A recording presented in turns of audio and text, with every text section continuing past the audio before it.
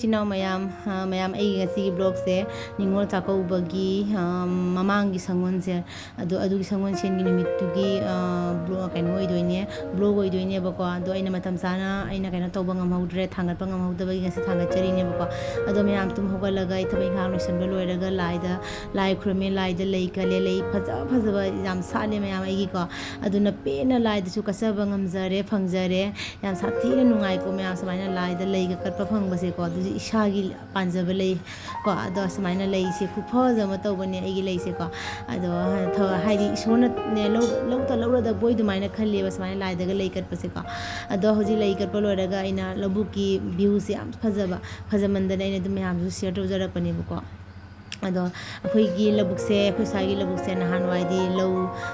akhoi gi pongkhalakpa lo manana isang matam do aduga na mu phaja ma tawi ko ado hojina mu phause mulakpa gi tanja oibani na hoji ki phajaba sina mu phaja mani natra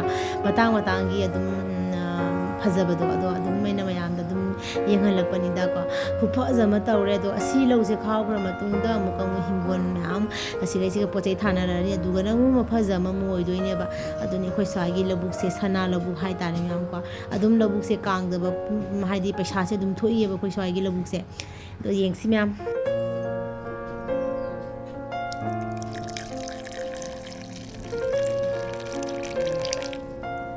aduga hojikna mayam cha lole breakfast ki angang ani gi chak tawbigre ega dagi na ngasi se bread se adum taurga gi apaga taurga samana dum chare adum makhata ni yingsi ko mayam hoji mu ega daga kanora chale lakipur dum chale koda chale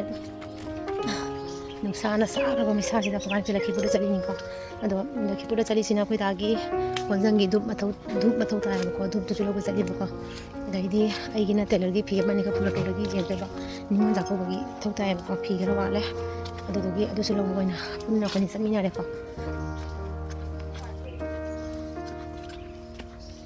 nuka aduga ai dress se samaina set e dagi yam nokning ba mana mayam ko ai khong da kai num yeng halake khangbra yam se ai sok su sali ba ko khong mu da na ba gi ana sok su sali ne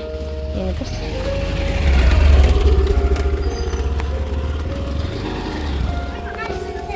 Lakipur da lôi đến nó cay chali ba o ka dai da khâu đi được khâu đấy này khâu đấy Lakipur da đi nè ai cái quả khâu dịch sậy lẽ sa gì đó akhoi ni sine chali se tanda bai cái đó sẽ không ka thek pa chali me gum ka te ka ring se mu ka pa chali ba ai phai na phami khu ka phan te ne ai doi se ke te si ba यहाँ मुझे पुला total I नहीं फी लौरे Taylor की फी लौरे अदुगा less लौरे पैदा गाड़ी लोग तक नहीं होगा स्कूटी लो सोना कंथा नंबर अदु लोग तक क्रीम याम ऐसी का गाड़ी लगा ले इधर सी पुला टोने में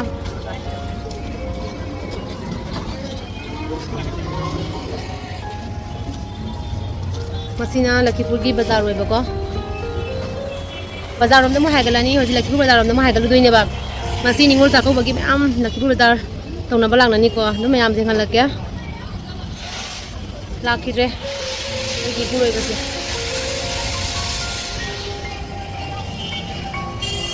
ना ना ना ना ना ना ना ना आई सिटिंगल लिबा आई की सिटिंगल बिबा अंदो ना नुसिगर पोनी ना नु सिबे सिबन मा जाना सिजे पाएगा चपतल ले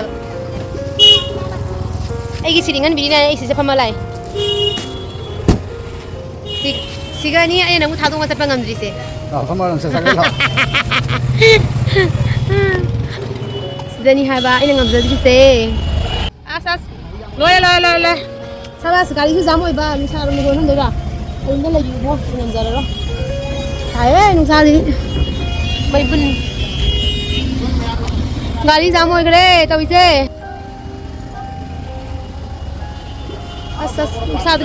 अदुगा mayam hojikina Lakipur Fulatoragi pochai level loiraga Lakipur bazar da mu lae ngasi je sangon je numit oibani na ko Lakipur gi bazar numit ne ba ado ni mon sakau bagi ꯃꯃꯥꯡꯒꯤ ꯁꯪꯒꯣꯜꯁꯦꯟ ꯍꯥꯏꯕ ꯇꯥꯔꯦ ꯑꯗꯨꯗꯨꯒꯤ ꯀꯩꯅꯣꯅꯤ ꯕꯖꯥꯔ ꯅꯨꯃꯤꯠꯇꯨꯅꯦꯕꯀꯣ ꯑꯗꯣ ꯃꯤꯁꯨ ꯑꯗꯨꯝ ꯇꯤꯜꯂꯝꯃꯦ ꯌꯥꯝ ꯍꯦꯟꯖꯟꯅ ꯊꯥꯏꯅꯗ ꯑꯩꯈꯣꯏꯅ ꯅꯤꯉꯣꯜ ꯆꯥꯛꯀꯧꯕꯒꯤ ꯂꯛꯈꯤꯄꯨꯔꯒ ꯂꯥꯛꯄꯗꯣ ꯑꯗꯨꯒ ꯇꯤꯟꯕ ꯃꯤ ꯑꯗꯨꯃꯥꯏꯅꯒꯗꯤ ꯇꯤꯟꯗꯦꯕꯀോ ꯃꯤꯁꯦ ꯌꯥꯝ ꯁꯥꯊꯤꯅ ꯍꯥꯟꯅꯒꯗꯤ ꯌꯥꯝ ꯁꯥꯊꯤꯅ ꯃꯤ ꯇꯤꯟꯕꯁꯦ ꯋꯥꯠꯂꯦ ꯃꯌꯥꯝ ꯀꯣ ꯑꯗꯣ ꯑꯗꯨꯝ ꯌꯦꯡꯁꯤ ꯃꯌꯥꯝ ꯑꯩ ꯐꯤꯕꯨꯗꯤ ꯂꯩꯔꯣꯏ ꯑꯗꯨꯝ ꯌꯦꯡꯁꯤꯀꯣ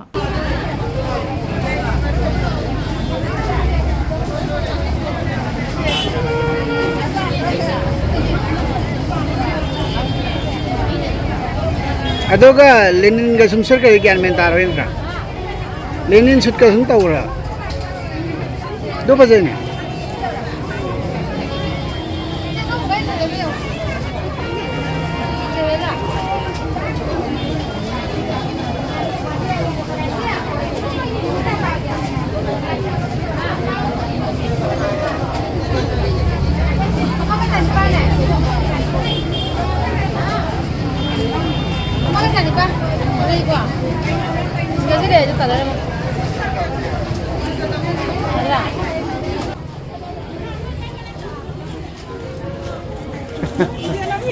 Ấy lấy ra tàu viên không?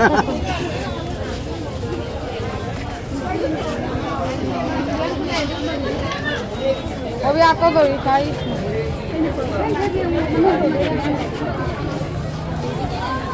ꯑꯗꯣ ꯂꯧꯔꯒꯦꯔꯥ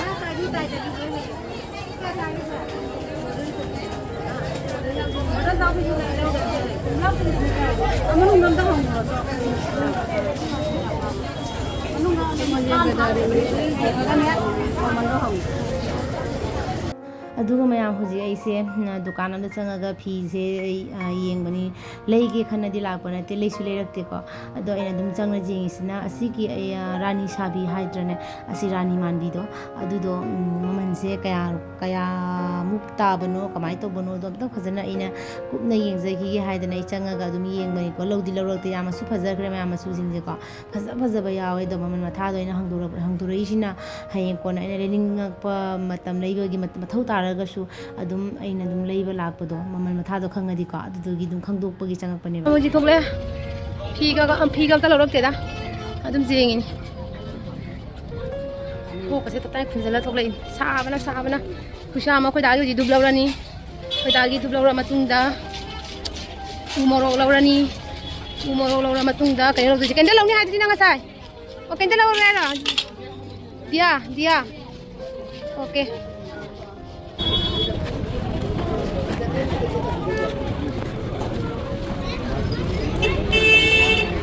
second hand की फी ma'am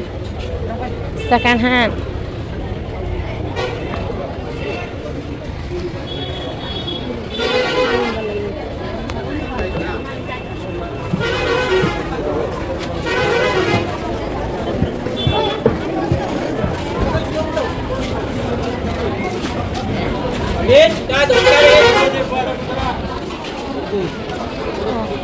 Itu juga tuh.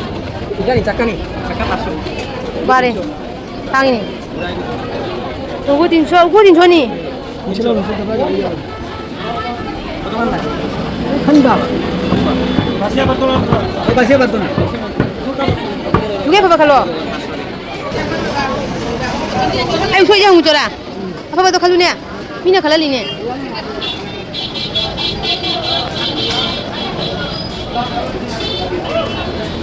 kota didi wo 지고 리라나 우리라 가이노 시고 자자가 저 시고 이거는 지금 다 되는 거 눈이 리리버도 많이 따오네 하 Kami boleh, aku juga. 황제 눈이냐 그거 가이바 만 보니 노롬니 ꯑꯗꯨꯒ ꯃꯌꯥꯝ ꯕꯖꯥꯔꯗ ꯑꯃꯨꯛꯀ ꯑꯩꯈꯣꯏꯁꯦ ꯍꯩꯖꯥꯟ ꯅꯥꯄꯤ ꯈꯔ ꯌꯦꯡꯁꯦꯅ ꯂꯥꯛꯑꯦ ꯑꯗꯣ ꯎꯁꯣꯏ ꯂꯩꯔꯝꯃꯦꯀꯣ ꯎꯁꯣꯏꯗꯤ ꯍꯧꯖꯤꯛ ꯊꯣꯛꯄ ꯃꯇꯝ ꯅꯠꯇꯦ ꯑꯗꯣ ꯎꯁꯣꯏ ꯈꯔ ꯌꯣꯜꯂꯝꯃꯦ ꯎꯁꯣꯏꯁꯨ ꯎꯕꯗ ꯏꯄꯨꯡ ꯉꯥꯎꯔꯦ ꯃꯌꯥꯝꯀꯣ ꯎꯁꯣꯏꯅꯤ ꯍꯥꯏꯔꯗꯤ ꯃꯌꯥꯝ ꯑꯩ ꯀꯔꯤ ꯍꯥꯏꯔꯨꯅꯤ ꯎꯁꯣꯏꯁꯤꯕꯨ ꯎꯔꯕ ꯑꯩ ꯂꯩꯗꯅꯗꯤ ꯍꯟꯗꯦꯕꯀꯣ ꯇꯥꯡꯒꯦ ꯍꯣꯡꯉꯦꯀꯣ ꯌꯥꯝ ꯁꯥꯊꯤꯅ ꯄꯥꯝꯖꯕꯗꯣ ꯑꯗꯣ ꯎꯁꯣꯏꯁꯤꯁꯨ ꯂꯧꯁꯜꯂꯦ ꯑꯗꯨꯒ ꯒꯤꯗꯤ ꯂꯩꯋꯥ ꯍꯥꯏꯗ꯭ꯔꯅꯦ ꯑꯃꯁꯦ ꯑꯁꯤꯁꯤꯁꯨ ꯂꯧꯁꯜꯂꯦꯀꯣ ꯑꯗꯣ ꯃꯌꯥꯝꯁꯦ ꯉꯁꯤ ꯃꯌꯥꯝ ꯂꯣꯏꯔꯦ ꯍꯧꯖꯤꯛ ꯑꯗꯣ ꯁꯨꯃꯥꯏꯅ ꯕꯖꯥꯔ ꯃꯤ ꯐꯖꯅ ꯇꯤꯜꯂꯦ ꯉꯁꯤꯁꯦꯀꯣ ꯀꯩꯅꯣꯒꯤ ꯅꯤꯉꯣꯜ ꯆꯥꯛꯀꯧꯕꯒꯤ ꯕꯖꯥꯔ ꯃꯤ ꯌꯥꯝ ꯇꯤꯜꯂꯦ ꯑꯗꯨꯒ ꯑꯩꯒꯤꯁꯤꯒ ꯏꯅꯐꯤ ꯑꯃꯈꯛ ꯂꯩꯕꯀꯣ ꯁꯤꯁꯤꯒꯤ ꯂꯦꯅꯤꯟ ꯐꯅꯦꯛ ꯂꯧꯒꯦ ꯇꯧꯕ ꯐꯪꯗꯦ ꯀꯂꯔꯁꯦ ꯁꯥꯎꯅꯤꯡꯉꯦ ꯑꯩ ꯐꯤꯕꯨꯗꯤ ꯂꯧꯗꯦꯗ ꯑꯩꯗꯤ ꯅꯤꯉꯣꯜ ꯆꯥꯛꯀꯧꯕ ꯆꯠꯂꯣꯏꯗꯕꯅꯤꯅ ꯐꯤ ꯂꯧꯗꯦꯕꯀꯣ ꯎ ꯃꯣꯔꯣꯛ ꯀꯤꯂꯣ ꯃꯈꯥꯏ ꯑꯃ ꯂꯧꯔꯦ ꯅꯤꯉꯣꯜ ꯆꯥꯛꯀꯧꯕ ꯐꯤꯒꯤ ꯃꯍꯨꯠꯇ ꯎ ꯃꯣꯔꯣꯛ ꯑꯆꯥꯔ ꯇꯧꯒꯦꯅ ꯐꯤ ꯃꯌꯥꯝꯁꯦ ꯁꯣꯄꯤꯡ ꯇꯧꯅꯔꯤ ꯅꯤꯉꯣꯜ ꯆꯥꯛꯀꯧꯕꯒꯤ ꯐꯤ ꯐꯖ ꯐꯖꯕ ꯂꯩꯍꯧꯔꯤ ꯑꯩꯈꯣꯏꯗ ꯍꯧꯖꯤꯛ ꯒꯥꯔꯤ ꯂꯧꯕ ꯆꯠꯈ꯭ꯔꯦ ꯂꯥꯛꯑꯅꯤ ꯑꯗꯨꯒ ꯍꯜꯂꯅꯤ ꯃꯌꯥꯝ ꯁꯥꯏ ꯅꯨꯡꯁꯥꯁꯦ ꯑꯗꯨꯒ ꯍꯧꯖꯤꯛꯇ ꯑꯩꯈꯣꯏꯅꯤ ꯍꯜꯂꯛꯑꯦ ꯋꯥꯈꯜꯒꯗꯤ ꯅꯨꯡꯉꯥꯏꯇꯦꯗ ꯃꯌꯥꯝ ꯍꯥꯏꯗꯤ ꯅꯤꯉꯣꯜ ꯆꯥꯛꯀꯧꯕ ꯆꯠꯀꯅꯤ ꯀꯥꯏꯅ ꯑꯗꯨꯒꯤ ꯁꯣꯄꯤꯡ ꯆꯠꯄ ꯈꯣꯠꯄ ꯑꯗꯨꯒꯨꯝꯕꯗꯤ ꯅꯠꯇꯕꯅꯤꯅꯀꯣ ꯑꯗꯨꯝ ꯋꯥꯈꯜꯒꯗꯤ ꯌꯥꯝ ꯅꯨꯡꯉꯥꯏꯕ ꯅꯠꯇꯦ ꯑꯗꯨꯕꯨ ꯀꯩꯁꯨ ꯀꯥꯏꯗꯦ ꯃꯌꯥꯝ ꯅꯦꯛꯁ ꯏꯌꯥꯔꯗꯗꯤ ꯐꯖꯅ ꯅꯤꯉꯣꯜ ꯆꯥꯛꯀꯧꯕ ꯆꯠꯀꯅꯤ ꯍꯟꯗꯛꯇꯤ ꯎꯄꯥꯏ ꯂꯩꯇꯦ ꯌꯥꯗꯕꯒꯤ ꯇꯧꯕꯅꯤ ꯅꯠꯇ꯭ꯔꯥ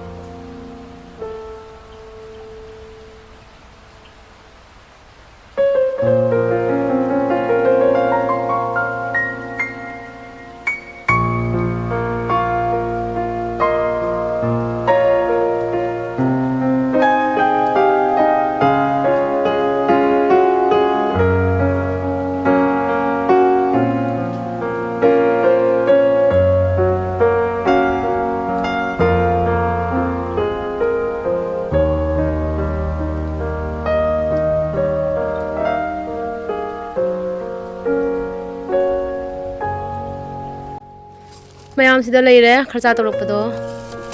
ꯎ ꯃꯣꯔꯣꯛ ꯂꯧꯔꯦ ꯎ ꯃꯣꯔꯣꯛꯁꯦ ꯀꯤꯂꯣ ꯃꯈꯥꯏ ꯑꯃ ꯂꯧꯔꯦ ꯑꯆꯥꯔ ꯇꯧꯒꯦ ꯇꯧꯕꯅꯤꯀꯣ ꯑꯗꯨꯒ ꯎꯁꯣꯏꯁꯦ ꯍꯧꯖꯤꯛꯇꯤ ꯐꯪꯗꯕ ꯃꯇꯝ ꯑꯣꯏꯔꯦꯀꯣ ꯑꯗꯨꯗꯨꯒꯤ ꯎꯁꯣꯏꯁꯦ ꯑꯩꯅ ꯆꯥꯅꯤꯡꯃꯟꯗꯅ ꯂꯧꯔꯛꯄꯅꯤꯗ ꯑꯩꯈꯣꯏ ꯗꯥꯅ ꯂꯧꯔꯨꯔꯅꯨ ꯍꯥꯏ ꯑꯩꯅ ꯂꯧꯔꯛꯏꯅꯦ ꯆꯥꯅꯤꯡꯕꯒꯤ ꯁꯨꯛ ꯌꯥꯝ ꯆꯥꯅꯤꯡꯉꯗꯕꯨ ꯂꯧꯔꯒꯦ ꯍꯥꯏꯗꯅ ꯁꯦ ꯎꯁꯣꯏ ꯃꯔꯤ ꯑꯃ ꯂꯧꯔꯛꯑꯦ ꯁꯨꯃꯥꯏꯅ ꯑꯗꯨꯒ ꯑꯁꯤꯁꯤꯅ ꯀꯩ ꯍꯥꯏꯒꯦ ꯂꯩꯋꯥ ꯍꯥꯏꯕꯗꯣ ꯁꯦ ꯂꯩꯋꯥꯗꯣ ꯁꯤꯁꯨ ꯂꯧꯔꯛꯑꯦ ꯁꯤꯁꯦ ꯉꯧꯔꯒ ꯆꯥꯒꯦ ꯍꯥꯏꯅꯀꯣ ꯉꯥ ꯊꯣꯡꯕꯗ ꯆꯥꯕꯗꯁꯨ ꯍꯥꯞꯄ ꯍꯥꯎꯏ ꯑꯗꯨꯒ ꯁꯤꯅ ꯑꯩꯈꯣꯏ ꯗꯥꯒꯤ ꯙꯨꯞꯅꯦꯕꯀꯣ ꯁꯦ ꯃꯥꯏ ꯀꯣꯟꯖꯟꯒꯤ ꯃꯊꯧ ꯇꯥꯕꯀꯣ ꯁꯤ ꯙꯨꯞꯁꯦ ꯃꯔꯨ ꯑꯣꯏꯅ ꯁꯤ ꯂꯧꯕ ꯆꯠꯄꯅꯦꯕ ꯑꯗꯨꯒ ꯑꯁꯤꯒꯅ ꯁꯤꯡ ꯂꯧꯔꯦ ꯁꯤꯡꯁꯦ ꯂꯨꯄꯥ 30ꯒꯤ ꯁꯤꯡ ꯌꯥꯝ ꯍꯣꯡꯉꯦ ꯀꯤꯂꯣ ꯃꯈꯥꯏ ꯑꯃ ꯂꯧꯔꯛꯄ ꯑꯗꯨꯒ ꯁꯤ ꯇꯣꯉꯥ ꯄꯦꯀꯦꯠ ꯑꯃꯒ ꯁꯨꯃꯥꯏꯅ ꯈꯔꯆꯥ ꯇꯧꯔꯦ ꯃꯌꯥꯝ ꯀꯣ ꯉꯁꯤ ꯆꯠꯂꯨꯕꯁꯦ ꯑꯗꯨꯒ ꯇꯦꯂꯔꯒꯤ ꯐꯤ ꯈꯔꯒ ꯂꯧꯔꯦ ꯇꯦꯂꯔꯒꯤ ꯐꯤꯗꯨꯗꯤ ꯃꯌꯥꯝ ꯎꯠꯂꯔꯣꯏꯒꯦ ꯁꯤ ꯈꯛ ꯂꯧꯔꯦ ꯃꯌꯥꯝ ꯋꯥꯕꯅꯁꯨ ꯂꯣꯏꯔꯦ ꯑꯗꯨꯅ ꯍꯧꯖꯤꯛ ꯆꯥꯛ ꯆꯥꯅꯕ ꯇꯧꯔꯒꯦ ꯍꯋꯥꯏꯁꯨ ꯉꯁꯥꯏ ꯀꯥꯝꯕꯗꯣ ꯃꯨꯜꯂꯝꯗ꯭ꯔꯦ ꯑꯃꯨꯛ ꯍꯟꯅ ꯑꯃꯨꯛ ꯀꯥꯝꯃꯦꯕꯀꯣ ꯑꯗꯣ ꯍꯣꯔꯦꯟ ꯑꯃꯨꯛ ꯎꯠꯂꯛꯀꯦ ꯃꯌꯥꯝ ꯍꯧꯖꯤꯛ ꯍꯜꯂꯛꯑꯒ ꯆꯥꯛ ꯑꯃꯨꯛ ꯊꯣꯡꯉꯦ ꯆꯥꯛꯁꯦ ꯉꯁꯥꯏ ꯊꯣꯡ ꯂꯣꯏꯔꯝꯃꯦꯕꯀꯣ ꯑꯗꯣ ꯍꯋꯥꯏꯁꯦ ꯃꯨꯜꯂꯝꯗ꯭ꯔꯦꯕ ꯉꯁꯥꯏ ꯑꯍꯨꯝꯂꯛ ꯀꯥꯞꯄꯝꯕꯗꯣ ꯃꯨꯜꯂꯝꯗ꯭ꯔꯦ ꯑꯃꯨꯛ ꯍꯟꯅ ꯀꯥꯞꯄꯦ ꯑꯗꯨꯒ ꯁꯤꯗꯅ टमाटर कनो तौदोइनेबा सोक तौदोइनेबाको खामेन बुना अमा ताउरगे ना उपाय लेते तौबी होनबा लेता बाइसे सिने याम वाबा जानिदा अमा तौरगे ना अदुगा कासलनी नुआइब्रा समाय चलुरगा थोंग था मुक चाबसा आई जाले होटल ली पोजानिंग दबगी नी ने नंग ग्यान ताउ ने किसी कामे लागा से तौले पतंग वाजु वाने जुंगी ता तो सादा बना फट्रो मसासे करी माली जाऊं यहाँ करी माली अभी लोग कमेंट हम लोग हुजी हवाई थोंग बस गल ले खामेन बुना ले उमुरो का साइड लोग पदो दूध मच्छी अनी दुआ चिका कोबी मच्छी अनी मोरा ले को दुम ले इसमें तरगा चारनी को जामुआरे तवाना तवना मसाला को चादू बनी चाहिए मैं आपको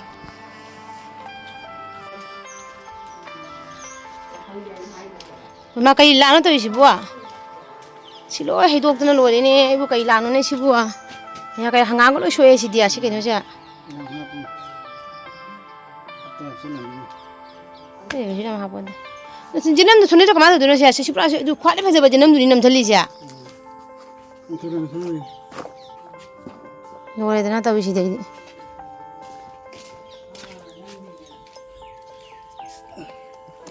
Aya. Mayam da khawani halakna chak chari ngai da ko asigi janam thangat bagi kangdak se madi ninghai ra tara jane bako janam punam lo oina lebak se cartoon gi lebak se hido ga ko nam jhandana janam se hekta thabak loi le ra me bako adai di cartoon kano se thamukol je khara madi segai na ga tatna ga tare yam thati na nuai te ko janam se ai je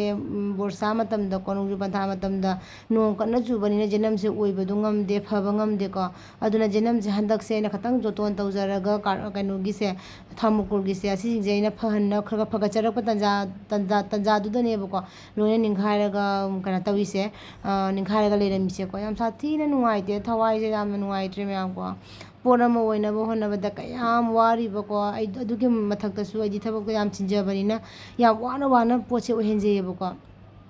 चाब वाट्रगा लोइरे हाइना अदुगा दी समाना तौरमे याम थाथिना नुंगाइत्रे ma'am खोइदौसु लंखटले lotion गिरोइद्रो madam lotion गिरोइद्रो नंगी cold drinks नसाना पिना थंगना लोइगिदोरे तंग तक बजे गजो हमने जंजनी ना पोन एमा मिरुम लांगरे मसक्सी उद्रेने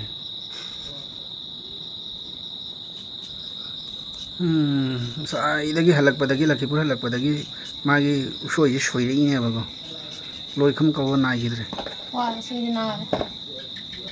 चिंगाला खुदांग समद नबी होइराने खुदांग सी एराने यमुसी तैसम फ्रेश मनंगदसु दिब्बा मा बेक थलैने मा करम जुक्ता चादुइनो खंगदेसे लाजे पुम्मगा देई कोफाइ कार लंथोकिदोइने मोय सेबुम सोइरा समदोमिने नो सेबुम अलेबा चालिंदे हाइदाइना अदैबदि नांगी भिडियो को उरबदे आई पुंसीदा सुबम मोन लैना चाररोय सेबुनो फजगा थमदि मखोंगा थिटली काखतलगा कोमना निबिनेना सि मसिगा जबि नौबियाबा फजगा जाइनि नौ नौबिदु सिगा लोगिरोद्रो लोद्रोबो लोयानि